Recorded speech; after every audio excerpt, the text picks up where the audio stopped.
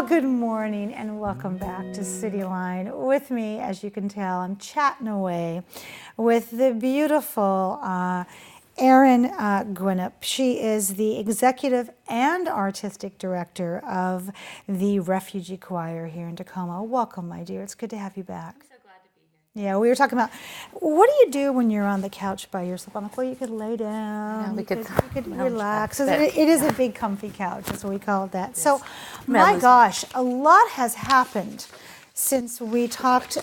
So for people who perhaps are just getting wind, because you guys are picking up speed fast, what is the Tacoma Refugee Choir?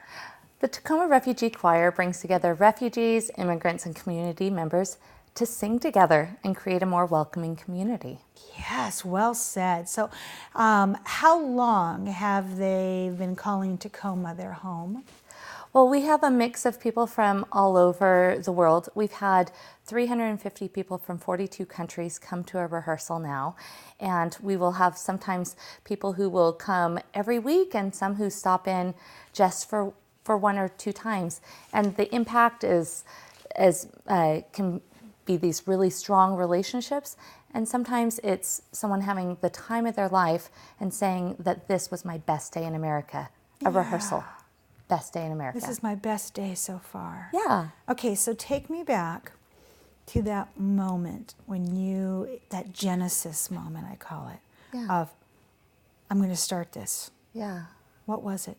Well, it's been a process. Initially, I thought I would volunteer with Tacoma Community House, which is fabulous. Which they are. They were such a great early partner for us.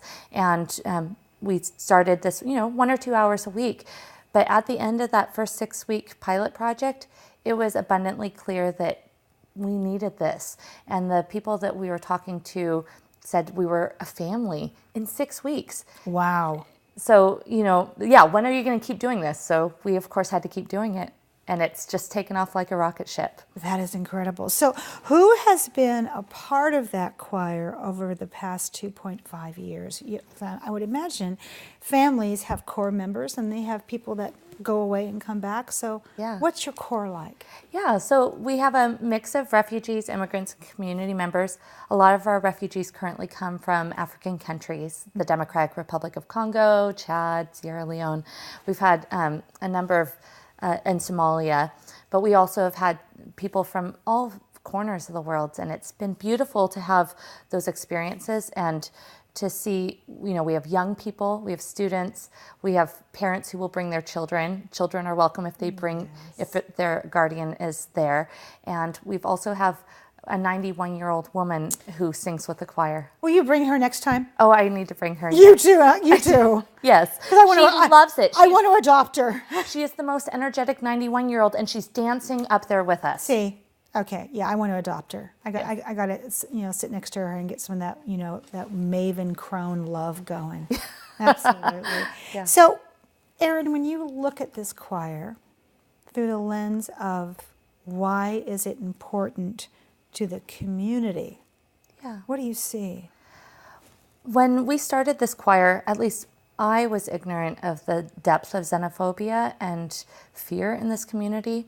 And at a time when so much rhetoric and says that people are not welcome, that some people are not able to contribute, this defies all of those false principles and says that when people say we can't work together, we most certainly can. It's hard not to love people when you sing together.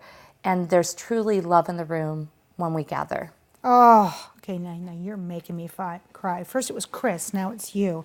So when we think about that, I want to talk about a Facebook post that I read just yesterday, because you're one of my starred people that I always see first whenever things are happening. Yeah. So you had a very interesting rehearsal. Take us inside of it and tell us what happened. Well, typically on a Tuesday night, it's super high energy, and even if people come in with hard days, people will come in sad, but usually by the end of the rehearsal, people are smiling and laughing and hugging, and it's just really joy-filled rehearsal. This past Tuesday, no matter what I did, we could not get that energy going. And it led to this really beautiful discussion as a group of some of the burdens that we're carrying, and people sharing some really deep heartbreak of people.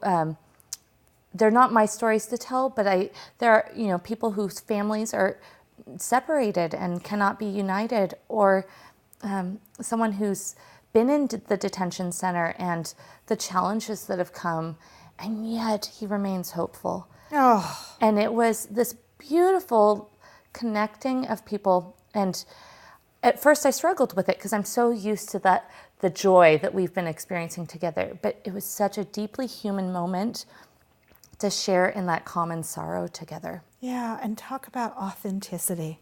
Yeah. Talk about feeling that fear and working through it as a family. And that's what families do, is that we sit down and say, what are you afraid of?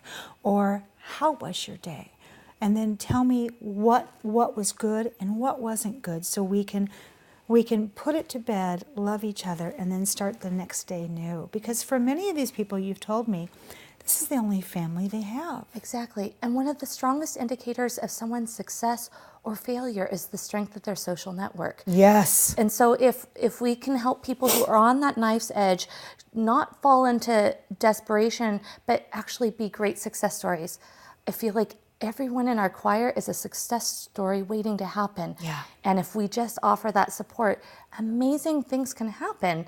They can do amazing things. Yes, they can. For our community, for their families, if we just give them that little bit of support. And that's what you're doing. Yeah.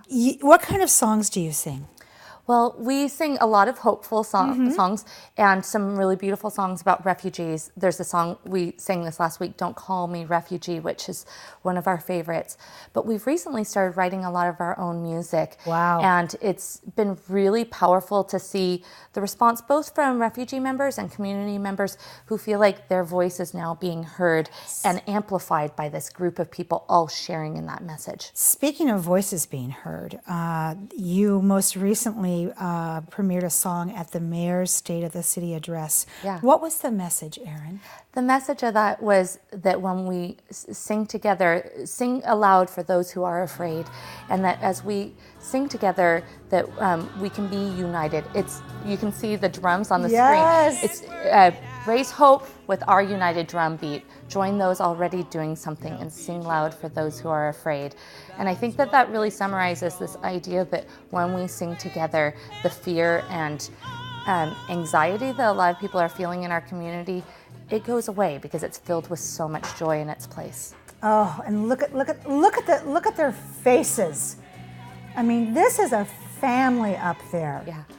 And that was the first time we've performed the song. We just finished writing that song. Oh my gosh. And the mayor's office says, oh, that's right on point for the message we want to share that day. So let's talk about, you have an event coming up that I want us to, pardon the pun, sing from the rooftops. Tell us about this event and what we can expect, and how do we find out and attend? Exactly. So we're having our first fundraiser, and we're going to really have a fun night. It's on March 23rd at 6:30 at the Pacific Grill Events Center. And this is going to involve a lot of singing, of course, right? Singing by both the choir and maybe some of the attendees. And we're going to also have some great food. And one of our choir members, Natalie Bajinia, is a fashion designer, and she's going to do a fashion show. And why I think this is important is because the choir provides that family of support to help her as she is making a big contribution of her own in the community. Because people can do great things when they're supported. Yes. And that's what the choir does for her. I love that. And will people be able to get information or purchase Natalie's fashions? Yes. Oh, good. Yes. So, yes, definitely. She is an amazing designer. You won't want to miss it. She's designing something for me. Oh, I'm so excited. She's a really talented 21-year-old woman. And here's some of her fashions right here. Aren't She is. We had Natalie on with you probably about, 6 months ago? Yeah. She is There she is. I was going to say, to say that she is luminous and illuminating doesn't even describe the energy and the spirituality that this beautiful woman carries inside of her. She blows me away. Exactly. By her intelligence and her love. She is just incredible. So how can people get tickets, and who do we need to thank? Exactly. So you can get tickets at refugeechoir.org or on Eventbrite. Okay. And it's $50 for the tickets, and we would love to have supporters come and join us that day. And we especially want to thank our supporters, Pacific Grill and Sound Credit Union and Equalis. Oh, I love that. I want to thank you, Miss Erin, because somewhere along the way there was a calling in your heart to do this, and you listened. And you don't get paid. You have a day job. You have a very active family, and you do this, and you are embraced by these refugees, and Tacoma is better for it. So I thank you for picking up the torch and saying, not in our city. We're not going to be afraid anymore of people who don't look like us, don't sound like us. We're going to embrace them and learn and love them. So thank you for that. Well, I want to thank the people who work with us. I mean, this is not just my project. It's our project. It's Tacoma.